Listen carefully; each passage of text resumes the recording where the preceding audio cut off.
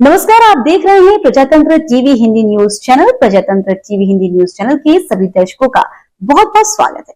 मैं हूं आपके साथ अंकिता। आइए शुरुआत करते हैं आज की कुछ खास खबरों से। बलिया के सिकंदरपुर थाना अंतर्गत खरीद गांव में देर रात जमीनी विवाद को लेकर डबल मर्डर के बाद आजमगढ़ डीआईजी सुनील कुमार सिंह ने बड़ा एक्शन लिया है। हल्के के दरोगा समेत 4 पुलिसकर्मियों को सस्पेंड किया है। सिकंदरपुर इंस्पेक्टर विकास पांडे के खिलाफ विभागीय जांच का भी निर्देश दिया है। घटनास्थल पर पहुंचे डीआईजी ने मृतक के परिजनों से मिलकर सांत्वना व्यक्त करते हुए कड़ी कार्रवाई का भरोसा जताया है। बता दें कि सिकंदरपुर के खरीद गांव में बुधवार की देर रात जमीन के विवाद में चाचा भतीजे की हत्या कर दी गई। सालों पुराने जमीन के विवाद में दोनों पक्षों में जमकर मारपीट हुई। इसमें एक पक्ष की ओर से धारदार हथियार से हमला किया गया, जिसमें दूसरे पक्ष के एक महिला समेत 4 लोग लहूलुहान हो गए, जिसमें अनिल यादव की मौके पर ही मौत हो गई। वहीं 3 गंभीर रूप से घायल हो गए, जिन्हें जिला चिकित्सालय से वाराणसी के लिए रेफर किया गया। बीच रास्ते में जाते समय पंकज यादव की मौत हो गई। पुलिस ने दोनों शवों को कब्जे में लेकर पोस्टमार्टम के लिए भेज दिया।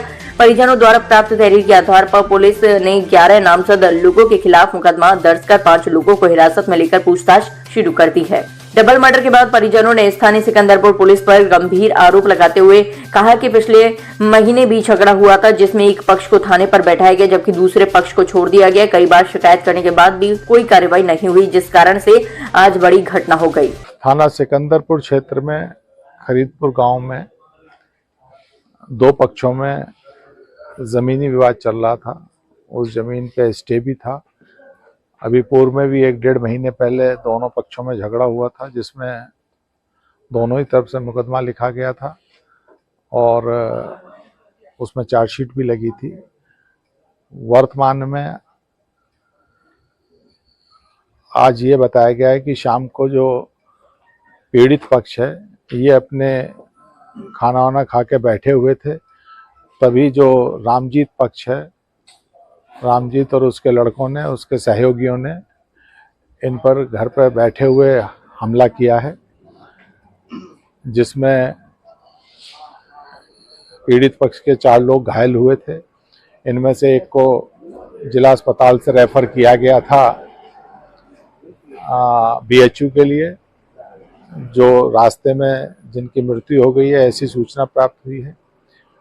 और 3 लोगों को मऊ रेफर किया गया था।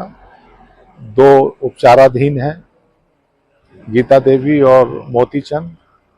वहाँ पे भी एक पीड़ित पक्ष के एक व्यक्ति की मृत्यु की सूचना है।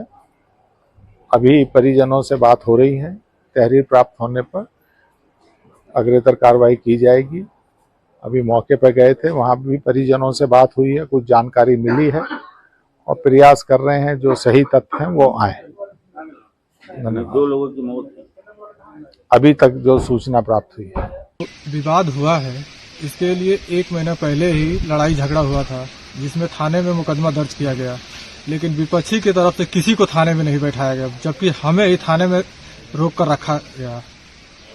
उसके बाद लगभग 10 बार डायल 100 को फोन किया गया कि यहाँ से आकर गोबर वगैरह जो भी है उसको हटवाया जाए, और न्यायालय में ये मामला लगभग सन 95 से चल रहा है, फिर भी प्रशासन ने इस पर कोई ध्यान नहीं दिया।